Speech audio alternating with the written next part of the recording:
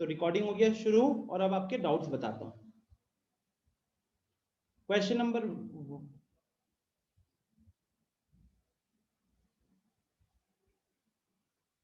1। अच्छा 1 में देखो, क्वेश्चन नंबर 1 में क्या था, Amita thinks of a number. तो मान लेते कि वो नंबर x था, मान लेते वो नंबर x था एंड शी सबट्रैक्ट्स 5/2।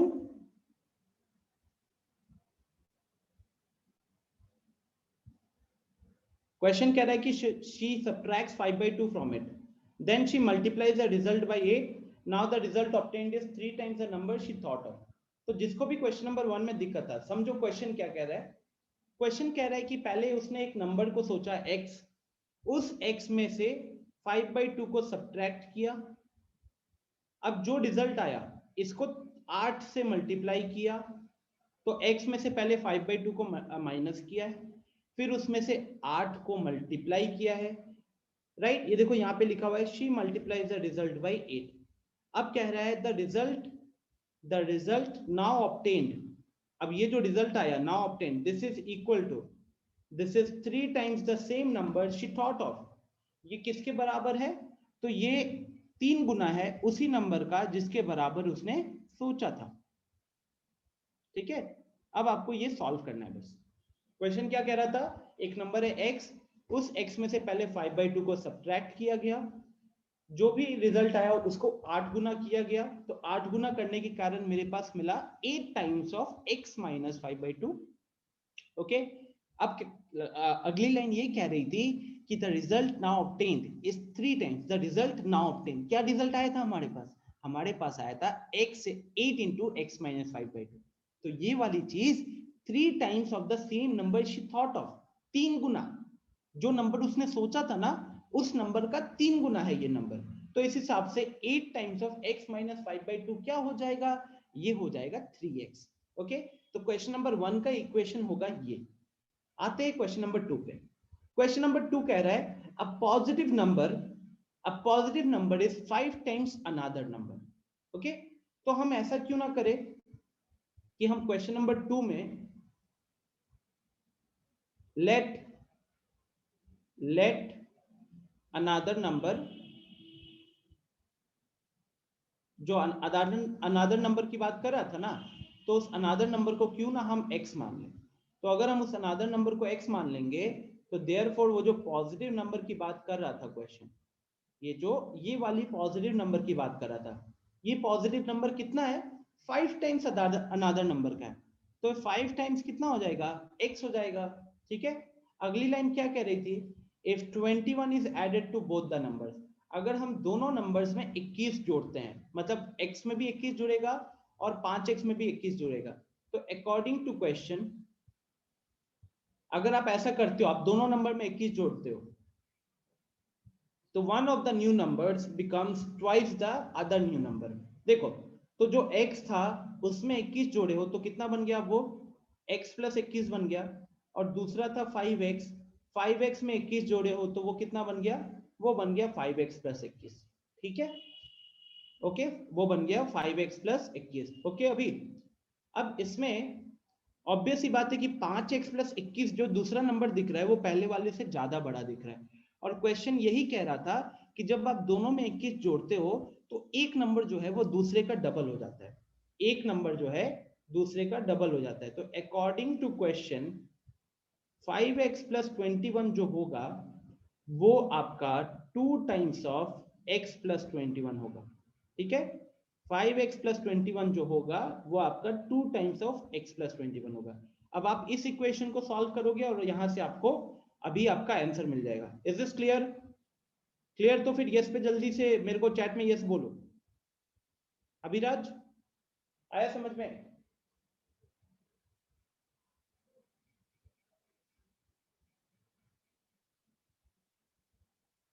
अभिराज, ये आपका डाउट था, इज दिस क्लियर?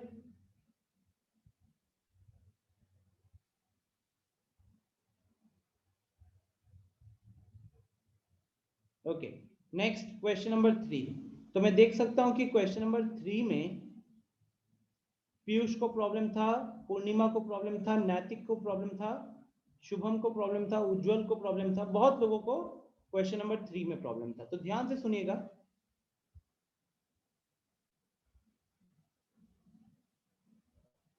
देखो अब इसके लिए ना क्वेश्चन नंबर 3 जो गाइस को है, क्वेश्चन नंबर 3 जो है,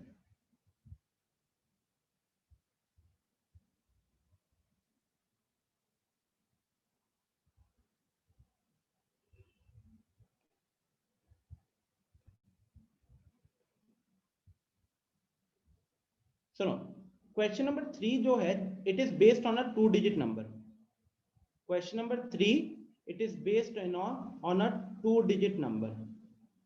ठीक है, तो स्टूडेंट्स क्या होता है ना, 2 डिजिट नंबर में हमें पता है दो चीजें आती हैं। पहला आता है एक यूनिट्स प्लेस, पहला आता है एक यूनिट्स प्लेस, दूसरा आता है एक टेंस प्लेस।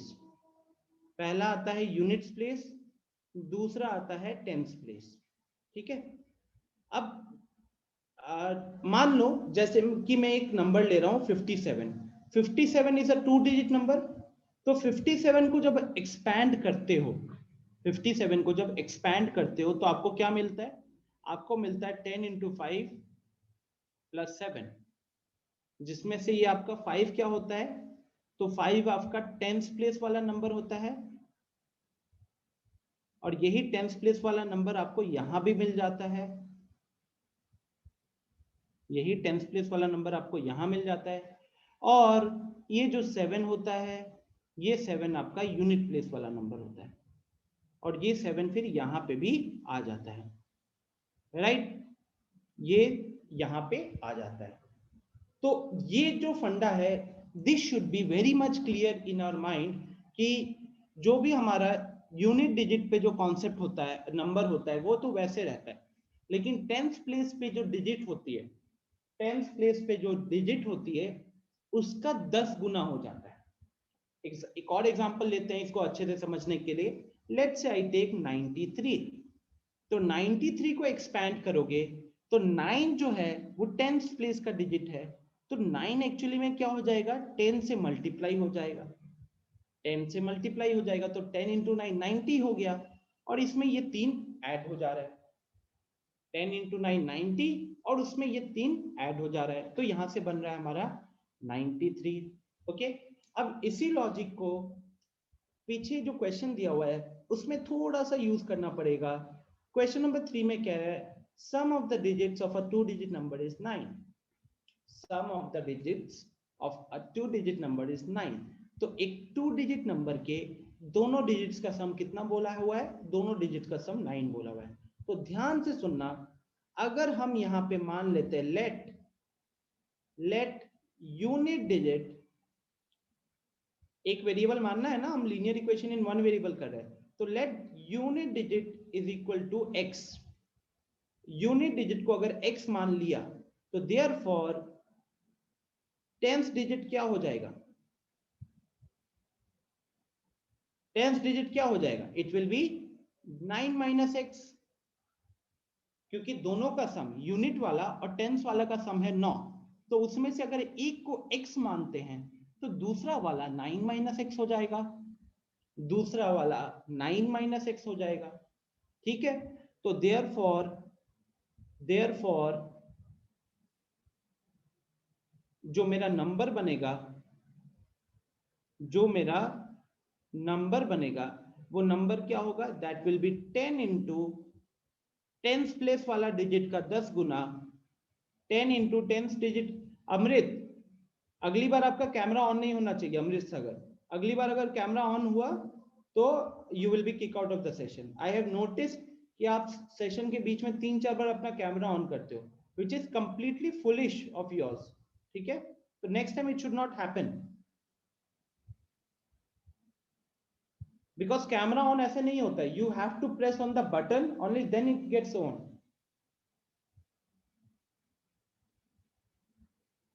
सो 10 into 9 minus x plus x, क्योंकि अभी मैंने आपको यहां पे बताया था कि जो फंडा होता है, वो जो टेंथ प्लेस वाला जो डिजिट होता है वो 10 गुना हो जाता है, और जो यूनिट्स प्लेस वाला होता है वो ऐसे ही ऐड करते हैं, उसको ऐसे ही ऐड करते हैं, राइट। तो उस हिसाब से यहां पे अगर आप देखोगे, अगर मैंने यूनिट डिजिट को x मान लिया तो मेरा टेंथ डिजिट 9 माइनस एक्स हो जाएगा, और वहां से मेरा नंबर का वैल्यू होगा 10 into 9 minus x plus x. कोई यहां तक किसी को दिक्कत है क्या? कोई दिक्कत है यहां तक? जिन जिन लोगों को क्वेश्चन नंबर 3 में प्रॉब्लम था?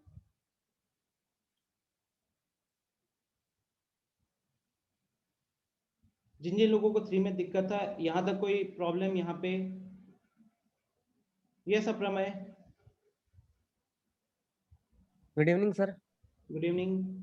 सर यूनिट प्लेस पे जो डिजिट है सर, उसको 9 माइनस एक्स क्यों नहीं लिख सकते हैं सर? बिल्कुल लिख सकते हो, कोई दिक्कत नहीं है, दोनों कर तो सर सकते हो। ऐसे, yes sir, order answer same change ही कर आएगा। सकते हैं। हाँ हाँ हाँ। ठीक है, आप अगर ठीक टेंथ है सर। डिजिट को x मान लोगे, अगर टेंथ वाले को x मानोगे तो यूनिट वाला कितना हो जाएगा? 9 माइनस एक्स हो जाएगा। यस। ठीक है, ओके। तो गाइस क्वेश्चन कह रहा है कि अभी आपने एक क्वेश्चन पूछा था, अभी आप दूसरा क्वेश्चन पूछ रहे हो। आई थिंक लास्ट टाइम भी कुछ आपके साथ ऐसा हुआ था कि आपसे जब आपका डाउट पूछा गया था तो कुछ और था। मैंने जब लोगों को बोला कि चैट में अपने डाउट बताओ, तो आपने अपना डाउट क्वेश्चन नंबर 2 भेजा हुआ है। Okay, moving ahead. अब इस लाइन को समझो सबको अच्छे से। When we interchange the digits, तो इंटरचेंजिंग में क्या होता है जानते हो? इंटरचेंजिंग में क्या होता है? इंटरचेंजिंग में ओरिजिनल नंबर का जो 10th डिजिट होता है वो नए वाले में यूनिट्स प्लेस में चला जाता है, चला जाता है। जैसे कि यहां देखो 93 है, 93 में डिजिट्स को रिवर्स कर दोगे, 93 में डिजिट्स को रिवर्स कर दोगे तो क्या बन जाएगा? ये बन जाएगा 39। 93 को रिवर्स कर दिया तो 39 बन गया। अब 39 में अगर एक्सपैंड करोगे तो ये आएगा 10 इंटू 3 प्लस 9 आएगा, राइट। ये 10 इंटू 3 प्लस 9 आएगा। यस आदित्य? सर आपकी आवाज बहुत धीमी आ रही है सर। मेरी आवाज धीमी आ नहीं सकती, वाईफाई में कनेक्टेड हो। क्या मेरी आवाज आप लोगों को दिक्कत कर रही है? स्टूडेंट एक बार यस नो पे क्लिक करो तो कितने लोगों को मेरी आवाज कम आ रही है? जल्दी से, अगर आवाज ठीक से आ रही है तो यस पे क्लिक करो, ठीक से नहीं आ रही है तो नो पे क्लिक करो।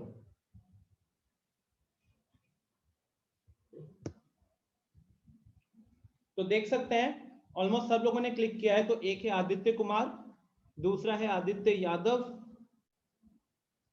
तीसरा है पूर्णिमा कुमारी। तो 3 लोगों को आवाज ठीक से नहीं जा रही है। आदित्य कुमार ने भी ग्रीन कर लिया है। तो आउट ऑफ 30-32 लोग में से 2 से 3 लोगों को आवाज ठीक से नहीं जा रही है। तो आप समझ सकते हो कि यहाँ पे मेरे एंड से इशू नहीं है, बिकॉज मैं होस्ट हूं। अगर मैं बोल रहा हूं 30 लोगों को अच्छे से आवाज जा रही है, 2 लोगों को अच्छे से आवाज नहीं जा रही है, तो इसका मतलब है उन 2 लोगों का इंटरनेट का इशू है। तो जिनको आवाज लो लग रही है ईयरफोन यूज करके पढ़ो।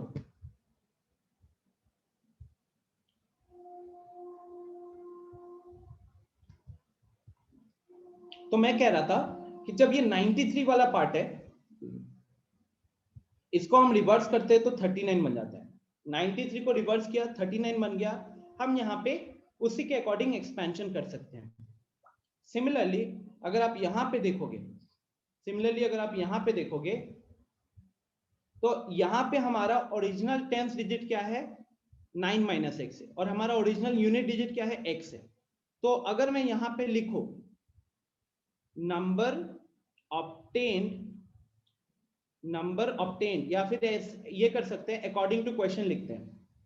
अकॉर्डिंग टू क्वेश्चन क्या कह रहा है? When we interchange the digits it is found that the resulting new number is greater than the original number by 27। तो ये कह रहा है कि जब डिजिट को पलट दिया तो आपका जो नया नंबर आया है वो ओरिजिनल नंबर से 27 ज्यादा है। तो बेसिकली हमारा इक्वेशन बनेगा new number minus original number, या फिर new number is equal to original number plus 27। New number is equal to original number plus 27। तो अब यहाँ पे ये न्यू नंबर क्या होगा, तो ध्यान से बस इतना ध्यान रखो कि यूनिट डिजिट x था ओरिजिनल में, वो अब टेंस पे आ जाएगा। टेंस डिजिट 9 माइनस एक्स था, वो अब x हो जाएगा। तो ये बनेगा अब आपका 10 into x plus 9 minus x. ये बन जाएगा 10 into x plus 9 minus x. और यहाँ पे ओरिजिनल नंबर हो जाएगा, यहाँ पे ओरिजिनल नंबर हो जाएगा आपका 10 into 9 minus x plus x. ठीक है, तो ये आपका नया नंबर था। ये नया नंबर हम कैसे ऑब्टेन किए थे, हम टेंस वाले को यूनिट पे भेजे थे और यूनिट वाले को टेंस पे भेजे थे। और ओरिजिनल नंबर तो ये ब्लू कलर से जो लिखा हुआ दिख रहा है ना आपको, जो ब्लू कलर से लिखा हुआ दिख रहा है, उसी को हमने यहाँ पे लिखा हुआ है। ठीक है, तो एक काम करता हूं, मैं इसको ब्लू कलर से लिख देता हूं ताकि आपको वो सेम चीज वहां पे रहेगा। तो 10 into 9 minus x plus x, 10 into 9 minus x plus x, और वो बाहर का प्लस 27। ठीक है, तो जिन जिन लोगों को इसमें दिक्कत हुआ है, अब आप सिर्फ इस इक्वेशन को सॉल्व कर लो, अब आपका आंसर भी आ जाएगा। अब आप इस इक्वेशन को सॉल्व कर लेना, आपको आंसर मिल जाएगा। क्या ये क्लियर है concept? Is this clear? Tell me yes or no in the chat box.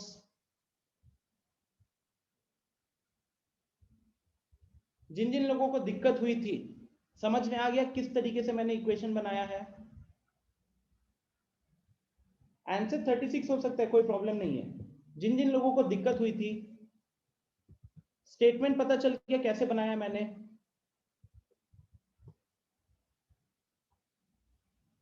Okay, सो सबने यस बोला है, आगे बढ़ता हूं। Next question is question number 4। अब देखो क्वेश्चन नंबर 3, अब 3 बता दिया ना मैंने, 3 बता दिया है, तो क्वेश्चन नंबर 4 जो है वो 3 के ऊपर ही पूरा बेस्ड है। क्वेश्चन नंबर 4 में भी क्या लिखा हुआ है, one of the 2 digit of a 2 digit number is 3 times the other digit. तो यहाँ पे भी 2 डिजिट नंबर है, तो यहाँ पे भी 10th डिजिट का नंबर होगा, यहाँ पे भी 1st डिजिट का नंबर होगा। तो एक बार जिन लोगों से भी क्वेश्चन नंबर 4 सॉल्व नहीं हुआ है, अब 3 जैसे मैंने बताया, इस कॉन्सेप्ट को यूज करके आप 4 को सॉल्व करने की कोशिश करना। अगर नहीं होता है तो व्हाट्सएप ग्रुप पे पूछना, या अगली क्लास में बताऊंगा। बट अभी क्योंकि मैंने 3 को जस्ट बताया है, तो मैं चाहूंगा कि आप एक बार इसको ट्राई करें और उसके बाद हम इसको अगली क्लास में डिस्कस करें। ठीक है, moving forward, question number 5। Question number 5 बहुत इंपॉर्टेंट क्वेश्चन है क्योंकि एजेस का क्वेश्चन है। क्वेश्चन नंबर 5 में कह रहा है Shobho's mother's present age is 6 times Shobho's present age. तो याद करो, जब हम एक्सरसाइज 2.2 कर रहे थे, तो एजेस के क्वेश्चन में मैंने आपको बोला था कि हम हमेशा वहां पे कोशिश करते हैं कि शुरुआत में किसी के प्रेजेंट एज को एक वेरिएबल दे दें, किसी के प्रेजेंट एज को एक वेरिएबल मान लें। ठीक है, तो अगर मैं बात करूं यही क्वेश्चन नंबर 5 का, तो क्वेश्चन नंबर 5 में बोला जा रहा है कि Shobho's mother's present age is 6 times Shobho's present age, right? तो मेरे को क्या करना चाहिए? I should start with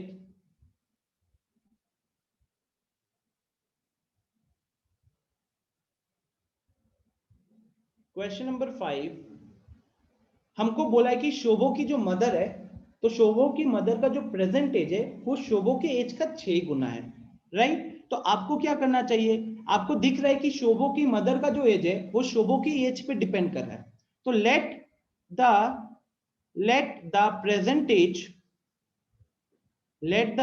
as of Shobho be x। Let the present age of Shobho be x। तो हम शोभो की प्रेजेंट एज को x मान लेते हैं। तो therefore according to question, Shobho's mother's present age, Shobho's mother's present age क्या हो जाएगा? That will be 6 into x, that will be 6 into x, because question बोल ही रहा था कि शोभो की मदर का जो प्रेजेंट एज है वो 6 टाइम्स है। ओके, अच्छा नेक्स्ट लाइन क्या कह रहा है? नेक्स्ट लाइन कह रहा है Shobho's age 5 years from now, Shobho's age 5 years from now, इसका मतलब शोभो का उम्र अभी से 5 साल बाद विल बी का मतलब होता है इक्वल टू, will be का मतलब होता है equal to 1/3 of his mother's present age। तो इस लाइन का मतलब हुआ कि 5 साल बाद शोभो का जो एज होगा वो उसकी मदर का प्रेजेंट एज का 1/3 होने वाला है। तो अगर मैं इसको इक्वेशन के बेसिस पे लिखूं, अगर मैं इसको इक्वेशन के बेसिस पे लिखूं तो 5 साल बाद शोभो का एज कितना होगा? शोभो का प्रेजेंट एज को मैंने x माना हुआ है, तो 5 साल बाद वो x + 5 होगा। और क्वेश्चन कह रहा है कि ये वाला जो वैल्यू है 5 साल बाद जो शोभो की एज होने वाली है वो उसके मदर के प्रेजेंट एज की 1/3 होगी। तो उसके मदर की प्रेजेंट एज है 6x, तो 6x का 1/3 होने वाला है। तो यहां से अगर आप इसको सॉल्व करोगे तो ये 6 और 3 कैंसिल होकर यहाँ पे 2 बनाएगा, तो 2x हुआ, और यहां से आपको x का वैल्यू 5 मिल जाएगा। x का वैल्यू 5 मिल गया, मतलब कि शोभो का प्रेजेंटेज 5 हो गया। अब अगर शोभो का प्रेजेंटेज 5 हो गया तो उसकी मदर का प्रेजेंटेज कितना होगा? वो 6 × 5 30 हो जाएगा। 6 × 5 = 30, 30 साल हो जाएगा। ठीक है, तो क्वेश्चन नंबर 5 में आपसे पूछा था व्हाट आर देयर प्रेजेंटेजेस, तो शोभो का प्रेजेंटेज हो गया 5 साल और शोभो की मदर का प्रेजेंटेज हो गया 5 × 6 30 साल। डन। जिन जिन लोगों को 5 में दिक्कत था जल्दी से चैट में बता दो समझ में आया कि नहीं, ताकि आगे बढ़ सको। जल्दी से बता दो।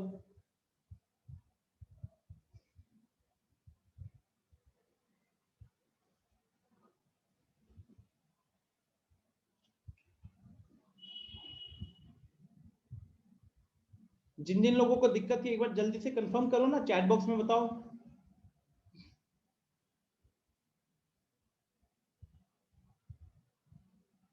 ओके ठीक है, आगे बढ़ते हैं। क्वेश्चन नंबर 6, क्वेश्चन नंबर 6 कह रहा है, हाँ आदित्य। सर एक मिनट थोड़ा बैक कीजिए ना। हाँ बोलिए।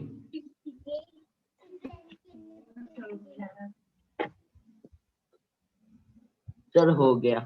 हो गया? Yes sir. कौशिक क्या हो गया था? आप पूछ रहे कौन कौन से क्वेश्चंस क्लियर कर दिए? 1 से लेके 5 में 4 छोड़ के 4 क्वेश्चन हो चुके हैं। 1 2 3 5 हो चुके हैं। हो गया। Moving forward, question number 6, question number 6 कह रहा है कि there is a narrow rectangular plot reserved for a school, there is a narrow rectangular plot reserved for a school in Maholi village। तो एक विलेज में, एक गांव में एक स्कूल के लिए एक प्लॉट को रिजर्व किया गया है, और वो प्लॉट किस शेप में है? तो वो प्लॉट आपका रेक्टेंगुलर शेप में है। ठीक है, इरम ध्यान रखिएगा। ओके, कोई दिक्कत नहीं, इरम ध्यान रखिएगा। नाउ तो वहां पे रेक्टेंगुलर प्लॉट है। ठीक है, अच्छा रेक्टेंगल का लेंथ और ब्रेथ क्या दिया हुआ है? 11:4 में दिया हुआ है। तो मैं क्वेश्चन नंबर 6 को यहीं पे सॉल्व करता हूं। लेट, आपको मैंने लास्ट क्लास में भी बताया हुआ है कि 11:4 का रेशियो होता है, तो हम एक्चुअल में वैल्यू कितना लेते हैं? हम वैल्यू लेते हैं 11x और 4x। तो यहां पे लिखेंगे let the length is equal to 14x and, sorry not 14x, let the length is equal to 11x and breadth is equal to 4x, breadth is equal to 4x। ठीक है, second line कह रहा है at the rate of 100 rupees per meter it will cost the panchayat 75,000 rupees to fetch the plot. तो guys ये fencing आप लोगों ने इसको मेंसुरेशन में किया होगा लोअर क्लासेस में। फेंचिंग जो होती है ना, फेंचिंग का मतलब क्या होता है जानते हो? बाउंड्री पे तार लगाना एक तरीके से। ये बात होती है बाउंड्री के ऊपर। बाउंड्री का मतलब होता है पेरीमीटर। बाउंड्री का मतलब होता है पेरीमीटर। ओके, अब अगर मैं यहाँ पे पेरीमीटर एक बार कैलकुलेट करूं तो पेरीमीटर क्या होता है? Formula 2 into L plus B, 2 into L plus B, right. एक रेक्टेंगल का perimeter 2 into L plus B. तो एल और बी का वैल्यू रखो, तो 2 इंटू 11x प्लस 4x, तो 11 प्लस 4 15 हो गया, 15 टू द 30 हो गया, तो ये 30x हो गया, ये 30x हो गया। यस अमृत? सर आपका आवाज रुक रुक के आ रहा है। आवाज रुक रुक के आ रहा है आपको? आई थिंक इंटरनेट का इशू हमेशा से होता है, थोड़ा सा आपके वहां पे प्रॉब्लम हो सकता है। आप एक बार रिकॉर्डिंग देखोगी तो अमृत आपको पता चल जाएगा। अगर मेरी आवाज एक्चुअली में रुक रही होगी तो रिकॉर्डिंग में भी रुकेगी। ओके, बिकॉज पर्सनली वाईफाई से कनेक्टेड है, वाईफाई में कोई प्रॉब्लम नहीं। वाईफाई में प्रॉब्लम होता है तो हमें खुद पता चल जाता है। ओके तो ये मेरा बाउंड्री हो गया, ठीक है। क्वेश्चन कह रहा है at the rate of 100 rupees per metre 75,000 रुपए का खर्च है 100 रुपए पर मीटर के हिसाब से। तो हम ये निकाल सकते हैं, हम फिर पेरीमीटर निकाल सकते हैं। पेरीमीटर कितना होगा? पेरीमीटर हो जाएगा 75,000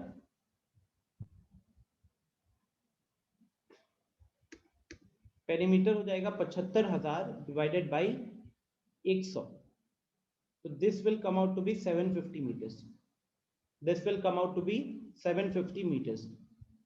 और ये 750 किसके बराबर है? 30x के बराबर है। तो यहाँ से आपका x का वैल्यू कितना आ जाएगा? x का वैल्यू आ जाएगा 750 divided by 30, and 750 divided by 30 हो जाएगा 250। ओके, फिर से रिपीट कर रहा हूँ गाइस। एक पहला लाइन कह रहा था कि एक मामूली विलेज में एक स्कूल के लिए कुछ प्लॉट रिजर्व किया गया था, और वो प्लॉट किस शेप में था? प्लॉट मतलब जमीन, तो जमीन जो था वो रेक्टेंगुलर शेप में था, ठीक है। दूसरा चीज कह रहा है कि वो जो रेक्टेंगुलर शेप था, उस रेक्टेंगुलर शेप का जो रेशियो दिया हुआ है वो दिया हुआ है 11:4। तो इसका मतलब है लेंथ डिवाइडेड बाई ब्रेथ 11:4 है। तो वहां से लेंथ हो जाएगा 11x और ब्रेथ हो जाएगा 4x। फिर अगला लाइन बोल रहा है at the rate of 100 rupees per meter it will cost the panchayat 75,000 रुपए to fence the plot। तो गाइस फेंचिंग क्या होता है? फेंचिंग आप बाउंड्री पे कह सकते हो तार लगाते हो, बाउंड्री पे तार लगाते हो, तो 100 रुपया पर मीटर के हिसाब से चार्ज लिया जा रहा है। तो आप क्या देखोगे? आप देखोगे कि बाउंड्री कितना है, पेरीमीटर कितना है। तो पेरीमीटर जितना भी होगा, पेरीमीटर मान लो एग्जांपल के तौर पे 10 मीटर है, पेरीमीटर एग्जांपल के तौर पे 10 मीटर है, ठीक है। तो हर 1 मीटर पे 100 रुपया का खर्च होगा, हर 1 मीटर पे 100 रुपया का खर्च होगा। तो उस हिसाब से 10 मीटर पे कितना खर्च हो गया? 10 मीटर पे 10 इंटू 100 1,000 रुपए का खर्च है। 10 मीटर पे 10 इंटू 100 1,000 रुपए का खर्च हो गया। और अगर 1,000 रुपए का वहां पे खर्च हो गया, ठीक है, तो 10 इंटू 100 1,000 वो खर्च हो गया। अब यहाँ पे उसी तरीके से हम क्या करेंगे? हम पेरीमीटर निकाल सकते हैं। आप पेरीमीटर कैसे निकालोगे?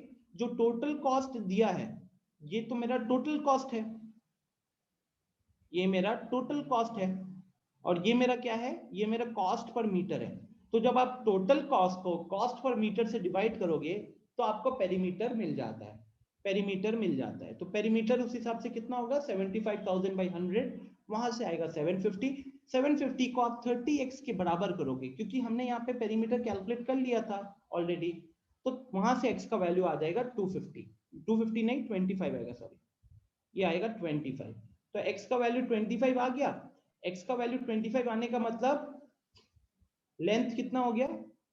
लेंथ हमने कितना माना हुआ है? 11x माना हुआ है, तो 11 इंटू 25 275 हो जाएगा, और ब्रेथ हो जाएगा, ब्रेथ हो जाएगा 4x, मतलब 4 इंटू 25 30 हो जाएगा, 100 हो जाएगा, ठीक है। तो इसी के साथ क्वेश्चन नंबर 6 डन। इसी के साथ question number 6 done. Okay, yes Aprameya. Sir वहाँ पे 750 को सर जो हम लोग राइट साइड में लाएंगे सर, तो सर वो 750 न्यूमरेटर कैसे बन जाएगा सर? सर प्लीज एक्सप्लेन कर दीजिए इसको सर। देखिए अप्रमेय, हमको यहाँ पे x निकालना है, राइट? तो x यस सर। निकालना है, तो ये 30 जो दिख रहा है ये x के साथ मल्टीप्लाइड है, तो इस यस सर। 30 को मुझे कहाँ भेजना पड़ेगा? लेफ्ट हैंड साइड भेजना पड़ेगा। यस सर, उस साइड। उस साइड भेजोगे तो ये किसका 750 के नीचे आ जाएगा ना, यस सर, नीचे आएगा तो इसीलिए वो 750/30 लिखा हुआ है। और एक्स उधर चला गया। हाँ यस यस सर, ठीक है, thank you sir. Welcome. Okay, next question number 7।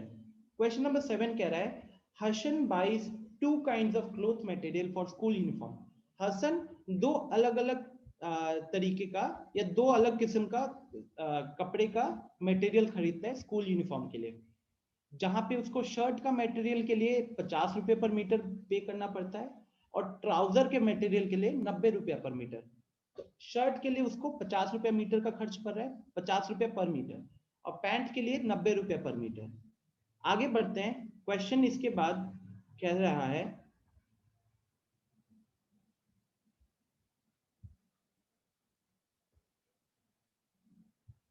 For every 2 meters of the trouser material he buys. हर 2 मीटर जो वो ट्राउजर का मटेरियल बाई करता है उसके लिए उसको 3 मीटर बाई करना पड़ता है शर्ट का मटेरियल। ये थोड़ा सा इंपॉर्टेंट क्वेश्चन है। एक काम करते हैं 7 पे हम हाँ चलो ठीक है, एक मिनट।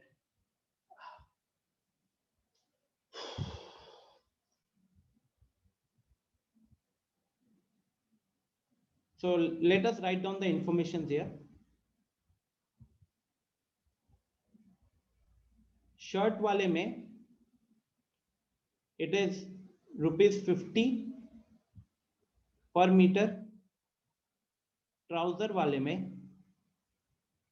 it is ₹90 पर मीटर। ठीक है, सेकेंड लाइन कह रही है for every 2 meters of the trouser material, 2 meter of trouser material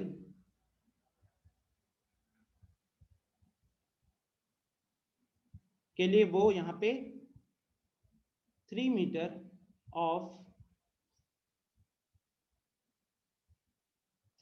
of shirt material by कर रही है।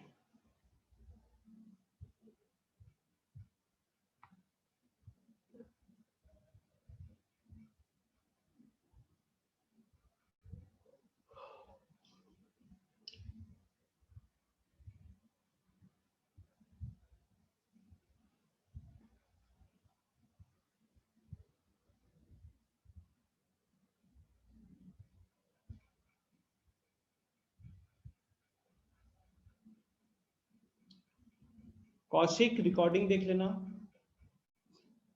तो हम क्या करेंगे, हम यहाँ पे बोलते हैं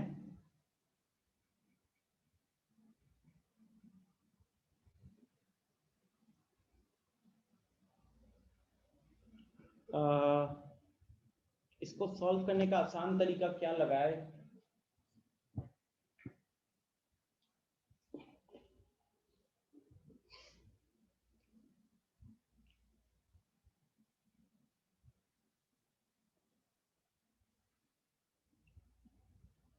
let the quantity of trouser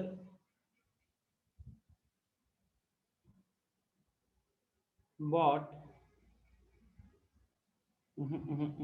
ऐसे नहीं कर सकते, I think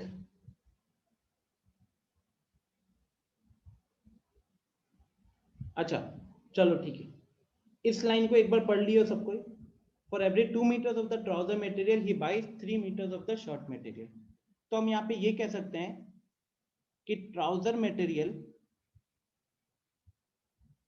material divided by shirt material, इसका रेशियो कितना होगा? इसका रेशियो हो जाएगा 3:2। ये आ रहा है समझ में?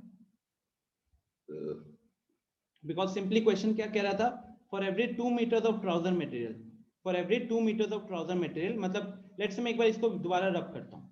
कह रहा था question, for every 2 metres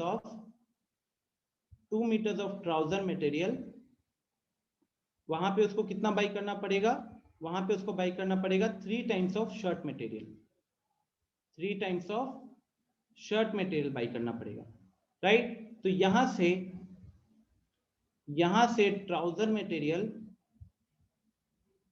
upon shirt material, इसका रेशियो निकाल लोगे, trouser material upon shirt material, इसका रेशियो निकाल लोगे तो रेशियो आएगा 3:2। ये रेशियो आ जाएगा यहाँ पे 3:2। नहीं 2:3 नहीं होगा, 3:2 होगा। वेरी गुड नयन। तो यहां से फाइनली हम ये कहेंगे, जब रेशियो निकल गया तो आप ये मान सकते हो कि ट्राउजर मटेरियल एक्चुअली में कितना बाई हुआ होगा, तो 3x बाई हुआ होगा, और शर्ट मटेरियल अगर एक्चुअली में बाई हुआ होगा तो शर्ट मटेरियल कितना बाई हुआ होगा, वो बाई हुआ होगा 2x, राइट। ये 3x बाई हुआ होगा तो वो 2x बाई हुआ होगा, ओके।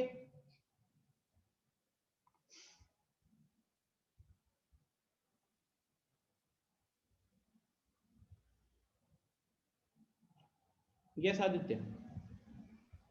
सर यहाँ सर उस क्वेश्चन पे लिखा है for every 2 metre of trouser he by 3 metre of shirt. Yes. Sir shirt ना सर 3 होना चाहिए। नहीं, आप ऐसा है कि अगर आप मार्केट में, एग्जांपल लेता हूँ सिंपल सा, मार्केट में अगर आपने 6 मीटर का शर्ट मटेरियल बाई किया है, आप मार्केट में 6 मीटर का शर्ट मटेरियल बाई किया, तो उसके लिए ट्राउजर कितना बाई करोगे बताओ? सर उतना बाय करेंगे सर जितना में सारा शर्ट और ट्राउजर बन जाए। वो तो ठीक है, लेकिन क्वेश्चन के हिसाब से आप तो ये लगाओगे ना कि शर्ट मटेरियल जितना भी बाई हुआ है, मतलब ये फंडा क्या कह रहा है, for every 2 metre of trouser material he buys 3 metres of shirt material. तो शर्ट का जितना भी मटेरियल है उससे 3 हुआ ना, तो रेशियो तो 3:2 होना चाहिए। यस ये देखो ना, ये line for every 2 metres of trouser material, तो ट्राउजर मटेरियल के हर 2 मीटर के लिए आपको शर्ट मटेरियल में से 3 मीटर बाई करना होगा। ट्राउजर मटेरियल में से हर 2 मीटर के लिए शर्ट मटेरियल का 3 बाई करना होगा। तो वहां से जब रेशियो निकालोगे तो रेशियो आएगा 3:2 का, रेशियो आएगा 3:2 का, ठीक है। ये बस इज इक्वल टू है, क्रॉस मल्टीप्लाई किया 3:2 आ गया। अब यहां से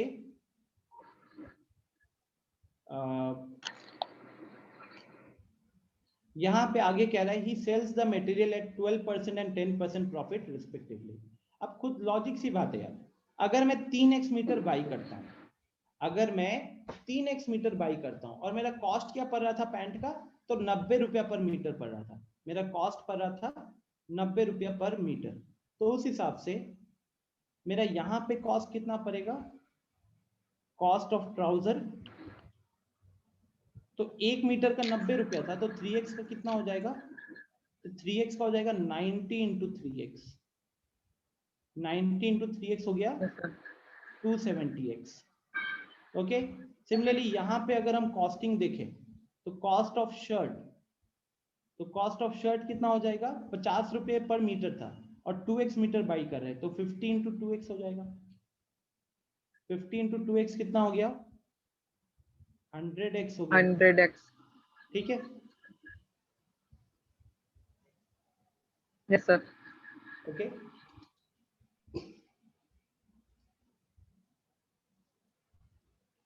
तो अब इसके बाद क्वेश्चन कह रहा है he sells the material at 12% and 10% profit respectively. मुश्किल क्वेश्चन इसीलिए है क्योंकि इसमें रेशियो भी लग रहा है, इसमें प्रॉफिट एंड लॉस भी लग रहा है। तो अब ट्राउजर पे 12% प्रॉफिट है, ट्राउजर पे 12% का प्रॉफिट है, तो मैं अगर एसपी निकालू ट्राउजर का सेलिंग प्राइस अगर निकालू तो वो कितना होगा, वो होगा 270x प्लस 12% ऑफ 270x, और एसपी निकालूंगा अगर शर्ट का, SP निकालूंगा अगर शर्ट का तो वो हो जाएगा 100x प्लस 10% ऑफ 100x। ठीक है,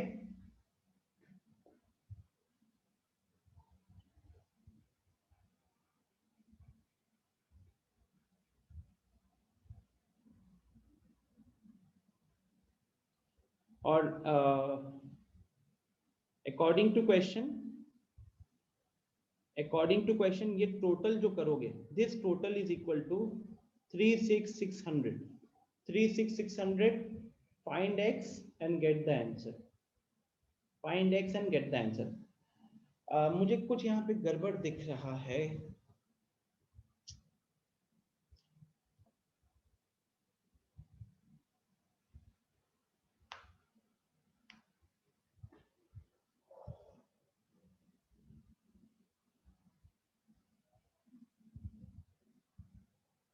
एक काम करो, आप इस क्वेश्चन को थोड़ा टाइम के लिए रहने दो, मैं एक बार देख कर मैं ग्रुप पे इसका सॉल्यूशन भेज दूंगा।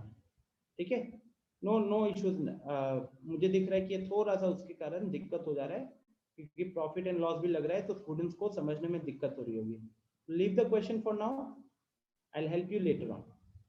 बाकी क्वेश्चन जल्दी खत्म करते हैं, मुझे दिख रहा है कि मेरा टाइम इसी में निकल रहा है। Question number 8। अच्छा, 8 बड़ा इंपॉर्टेंट और मजेदार क्वेश्चन है। Half of a herd of deer are grazing in the field.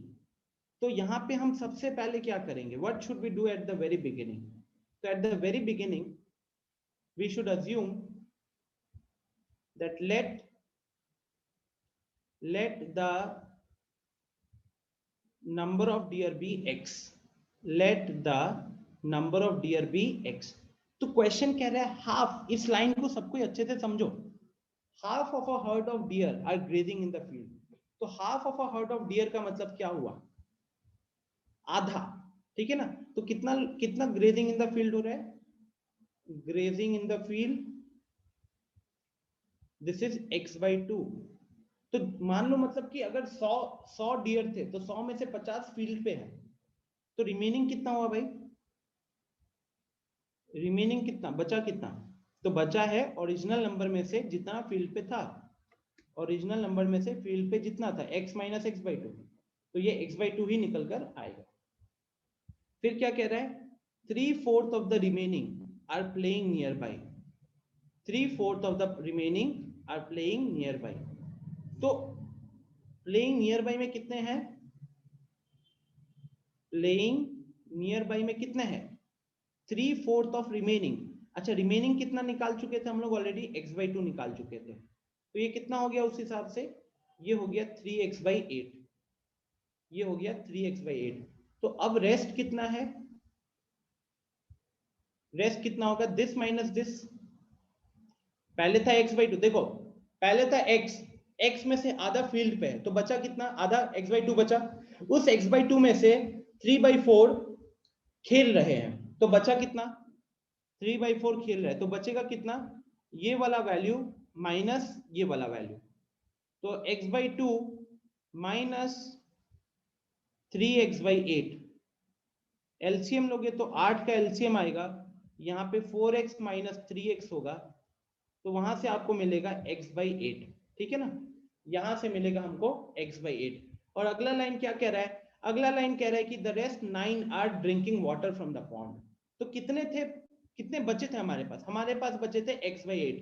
तो हमारे पास अगर x/8 बचे हुए थे, तो अकॉर्डिंग टू क्वेश्चन x/8 का वैल्यू कितना हुआ? 9 हुआ। x/8 का वैल्यू 9 हुआ, तो x का वैल्यू कितना हुआ? 72 हुआ। x/8 का वैल्यू 9 है, तो x का वैल्यू कितना हो गया? 72 हो गया। तो इसको मैं फिर से एक बार रिपीट कर रहा हूं, सुनो ध्यान से। पहला क्वेश्चन कह रहा था कि हाफ ऑफ द हर्ड, आधा डियर जो है फील्ड पे है, तो हमने माना कि टोटल नंबर ऑफ डियर है x, तो x/2 फील्ड पे है, तो बचेगा कितना? बचेगा जितना टोटल था और जितना फील्ड पे था।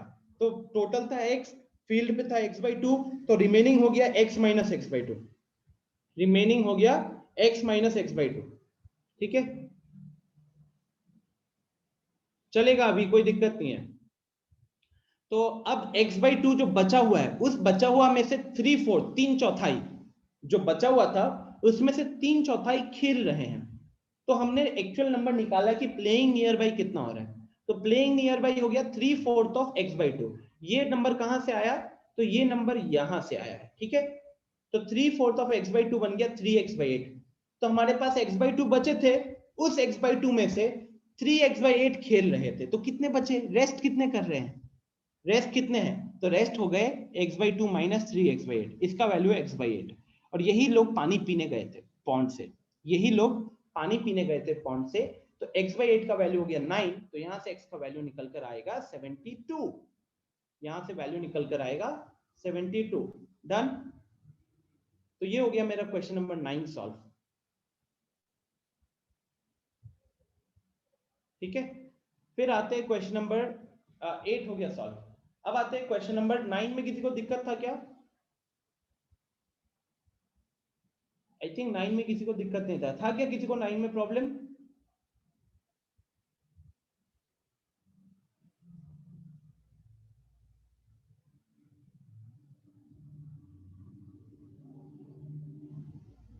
Yes Prince. Good evening sir. Good evening Prince, बोलिए। तो ये 9th में थोड़ा दिक्कत। अच्छा, ठीक है ठीक है। ओके, क्वेश्चन नंबर 9 कह रहा है अ grandfather is 10 times older than his granddaughter. तो जो दादाजी हैं वो अपने ग्रैंड डॉटर से 10 गुना ज्यादा उम्रदराज है। तो हम अगर क्वेश्चन नंबर 9 को यहाँ पे सॉल्व करें तो हमको क्या करना चाहिए था?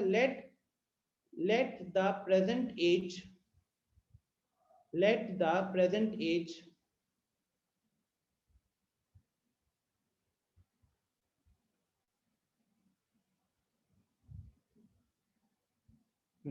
so question number 9, let the present age of granddaughter. मान लेते हैं कि क्योंकि ग्रैंडफादर की जो एज है वो ग्रैंडडॉटर की एज का 10 गुना दिया हुआ है, तो ग्रैंडडॉटर की एज के ऊपर ही ग्रैंडफादर की एज डिपेंड कर रही है अभी फिलहाल। तो हम वेरिएबल मान लेते हैं, ग्रैंडडॉटर की एज को वेरिएबल मानते हैं x, ग्रैंडडॉटर की एज को वेरिएबल मानते हैं x। तो देयरफॉर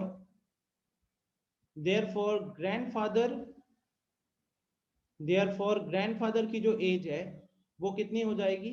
वो हो जाएगी 10x, वो हो जाएगी 10x, ठीक है। अच्छा, सेकेंड लाइन क्या बोल रहा है? He is also 54 years older than her. तो अकॉर्डिंग टू क्वेश्चन जो ग्रैंडफादर का उम्र था 10x, ये ग्रैंडडॉटर के एज से 54 ज्यादा है, तो इसीलिए 10x का वैल्यू कितना हो जाएगा? 54 प्लस x हो जाएगा। तो x को यहाँ ले आओगे तो 10x माइनस x 9x हो जाएगा, 9x का वैल्यू 54, तो x का वैल्यू 54/9 6 हो जाएगा, x का वैल्यू 54/9 6 हो जाएगा। तो यहां से आपको ग्रैंड डॉटर की एज 6 साल हो गई और ग्रैंडफादर की एज 10 × 6 60 साल हो गई। ठीक है, डन, सिंपल सा। क्वेश्चन नंबर 10, क्वेश्चन नंबर 10 कह रहा है कि Aman's age is 3 times his son's age. तो अमन का जो उम्र है वो अपने बेटे के उम्र से 3 गुना है। तो हम यहाँ पे क्वेश्चन नंबर 10 में क्या करेंगे? Let the age of Aman, let the age of Aman's son, Aman के बेटे का एज को मान लेते हैं x years, मान लेते हैं x years। देयरफॉर अमन का एज कितना हो जाएगा? अमन का एज हो जाएगा 3x, ठीक है। अगली लाइन क्या लिखी हुई है? 10 years ago, 10 साल पहले। तो 10 साल पहले सुनते ही मेरे को क्या देखना है कि अमन अभी अगर x years का था तो 10 साल पहले वो x - 10 का हो जाएगा, और अमन का के बेटे का एज अगर x था तो 10 साल पहले वो x - 10 हो जाएगा, और अमन का एज अगर 3x था तो 10 साल पहले वो 3x - 10 हो जाएगा। तो क्वेश्चन कह रहा है कि 10 साल पहले he was 5 times his son's age, 5 times his son's age। इसका मतलब है कि 10 साल पहले अमन जो था वो अपने बेटे के उम्र से 5 गुना ज्यादा था, 5 गुना था। तो ये इक्वेशन बनेगा। इस इक्वेशन को सॉल्व करके आप यहां से x इजीली फाइंड आउट कर सकते हो। डन, यहां से आप x इजीली फाइंड आउट कर सकते हो। तो मैंने सारे क्वेश्चन सॉल्व कर दिए हैं, सारे इक्वेशन यहां पे लिख दिए हैं। आफ्टर द क्लास आप इसको देख लीजिएगा, रिकॉर्डिंग देख लीजिएगा, बिकॉज मैंने एक क्वेश्चन नंबर 7 छोड़कर सारा क्वेश्चन डिस्कस कर दिया। ओके 7 छोड़कर बाकी सारा डिस्कस कर दिया यार। ओके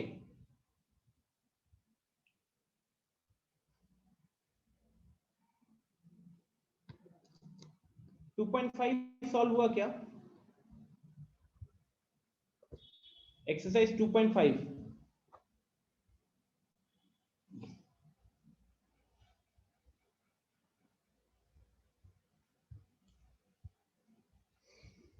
2.5 सॉल्व हो गया, वेरी गुड।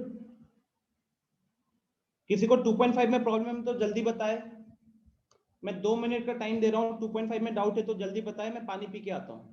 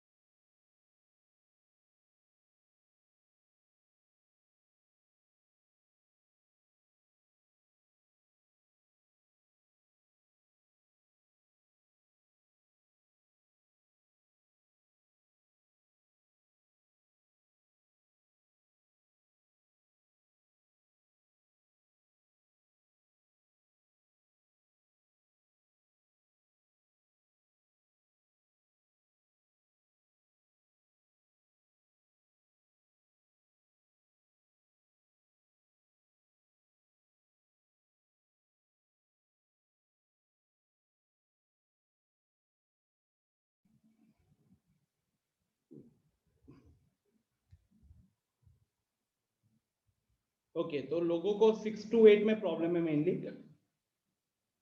और अमृत को 9 10 में भी प्रॉब्लम है। कौशिक आपको रिकॉर्डिंग तो हम लोग प्रोवाइड कर देंगे, लेकिन आपको ये इंटरनेट का सॉल्यूशन थोड़ा खुद निकालना पड़ेगा, है कि नहीं? हमारे हाथ में है नहीं। आप या तो सिम चेंज कर लो, जनरली जियो ज्यादा बेटर चलता है, कहीं पे एयरटेल ज्यादा अच्छा चलता है, यही ऑप्शन है आपके पास। नहीं तो वाईफाई का जुगाड़ कर सकते हो तो वाईफाई का जुगाड़ कर लो। आइडिया तो भूल जाओ, आइडिया सबसे फालतू है कौशिक, आइडिया सबसे फालतू है। या तो जियो या एयरटेल, उसी से बेटर होता है। अपना मैं अभी बता रहा हूं।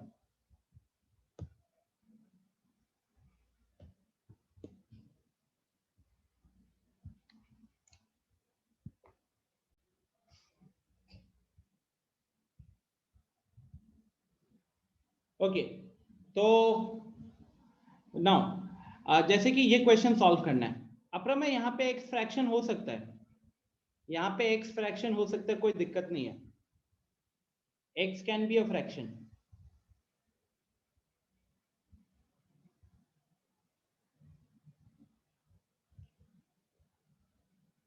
ओके चलो मैं जल्दी से अब इन सबको सॉल्व करता हूं। ध्यान से देखो guys, question number 5। Question number 5 में जानते हो क्या सबसे बेस्ट तरीका क्या होता है? टेक द एलसीएम, सारे नंबर्स का एलसीएम लो सबसे पहले जो डिनोमिनेटर में। स्टेप 1,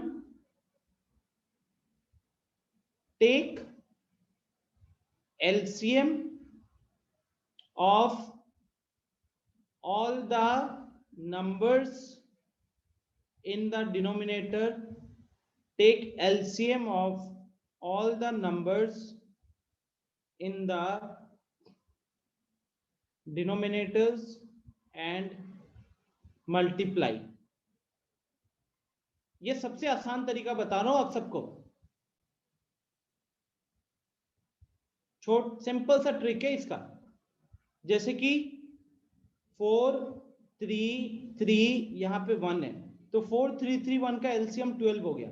तो आप क्या करो, पूरे इक्वेशन को 12 से मल्टीप्लाई कर दो, पूरे इक्वेशन को 12 से मल्टीप्लाई कर दो, ठीक है।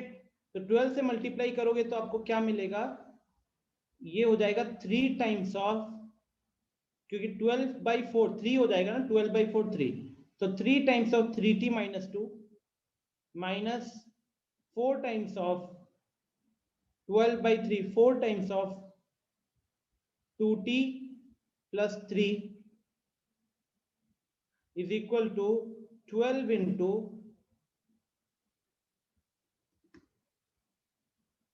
6 into 2 minus 12t.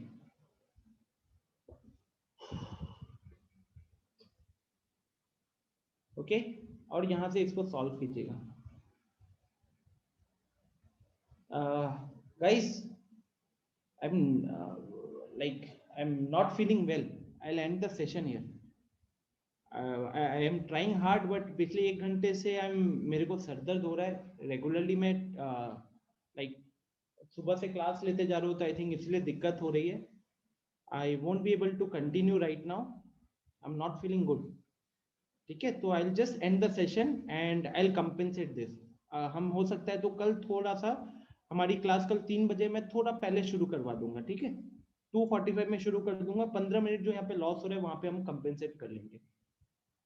गलतियां भी हो रही है, ध्यान भी नहीं जा रहा है, बहुत ज्यादा एफर्ट लग रहा है मेरे को बोलने में, ठीक है, बहुत ज्यादा एफर्ट लग रहा है। हाँ, मैं डाउट का एक अलग क्लास रख दूंगा।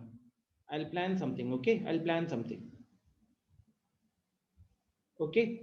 चलो यार, I'm ending the session here. Sorry, but I'll arrange something to cope up for this loss. Okay? Bye everyone. Take care. ध्यान रखिएगा अपना।